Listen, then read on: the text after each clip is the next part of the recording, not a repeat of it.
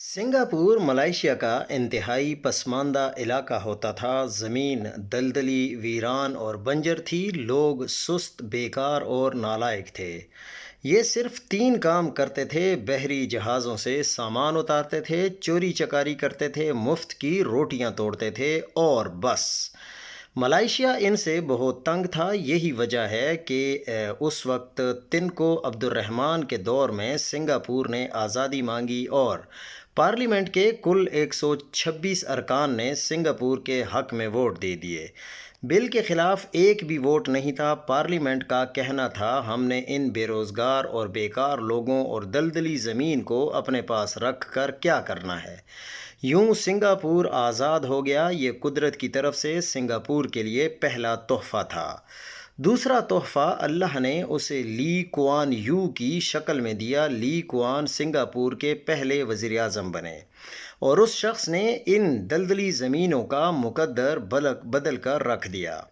और 20 साल बाद 23 मल्टीप्लाइड बाय 42 किलोमीटर की ये स्टेट दुनिया की कामयाब और तेज़ी से तरक्की करती रियासत बन चुकी थी।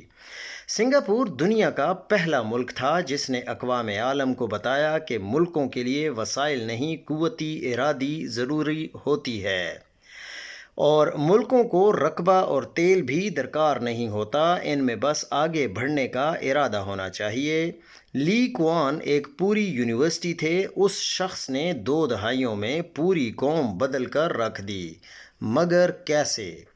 उन्होंने 5 अहम काम किए। वज़ीर आज़म ली ने सबसे पहले मुल्क में अमन कायम करके ये ऐलान कर दिया कि कोई शख्स किसी के मज़हब के बारे सवाल नहीं उठाएगा।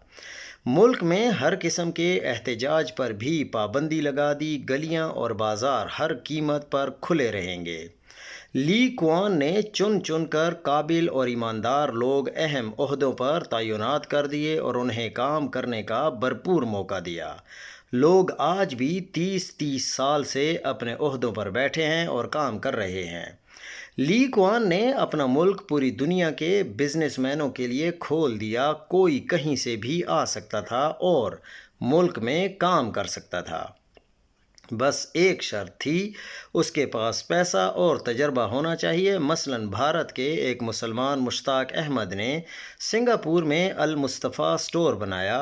ये अब एक तवील कम्प्लेक्स बन चुका है। मुश्ताक अहमद नेक नीयत बिजनेसमैन है, मुनाफा कम और क्वालिटी ज़्यादा पर यकीन रखता है, लिहाजा ये अब तक खरबपति बन चुका है और किसी ने आज तक उसे तंग नहीं किया।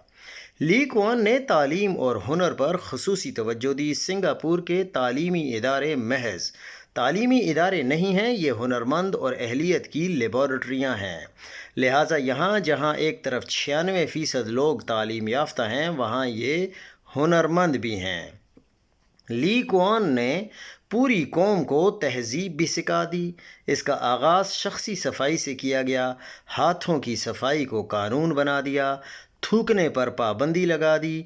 सिंगापुर दुनिया का वाहिद मुल्क है जिसमें आज भी अब अगर किसी सड़क या अवामी जगह पर थूकते या नाक साफ़ करते पकड़े जाएं तो आप सीधे जेल जाएंगे। लिहाजा आपको पूरे मुल्क में कोई शख्स थू थू करता नहीं मिलेगा।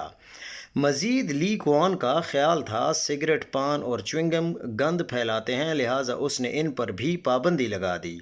सिंगापुर में सिगरेट बहुत महंगा है और पीने के लिए जगह भी मुख्तस हैं। अगर कोई शख्स इनके अलावा किसी जगह हाथ में सिगरेट पकड़कर खड़ा हो तो उसे पुलिस पकड़ लेती है। ली कुआन ने पूरे मुल्क में इंफ्रास्ट्रक्चर का जाल बिछा दिया। सिंगापुर में हाईवेज़, मेट्रो और पुल उस वक्त बने जब मशरक़ में इनका तसव्वुर भी नहीं था। पूरे मुल्क में पीने का साफ़ पानी हुकूमत सप्लाई करती है। आप किसी भी टूंटी का पानी पी सकते हैं। ILO की कॉन्फ्रेंस में 48 ममालिक के वफूद आए थे, लेकिन किसी की मेज़ पर पानी की बोतल नहीं थी। पानी के जग थे जिन्हें अमला टूंटी से भर कर रखता था। होटलों के अंदर भी टूंटियाँ लगी हैं। बिजली और गैस की लोड शेडिंग का तसव्वुर तक नहीं है, ताहम वसाइल की बचत ज़रूर की जाती है। फालतू लाइट और जलता हुआ चूल्हा गुनाह समझा जाता है। آپ اندازہ کریں 683 مربع کلومیٹر کے سنگاپور کے مالیاتی ذخائر 250 ارب ڈالر ہیں، اور ہم سونے کی چڑیا ہوتے ہوئے ایک ارب کے لیے کشکول لیتے پھر رہے ہیں۔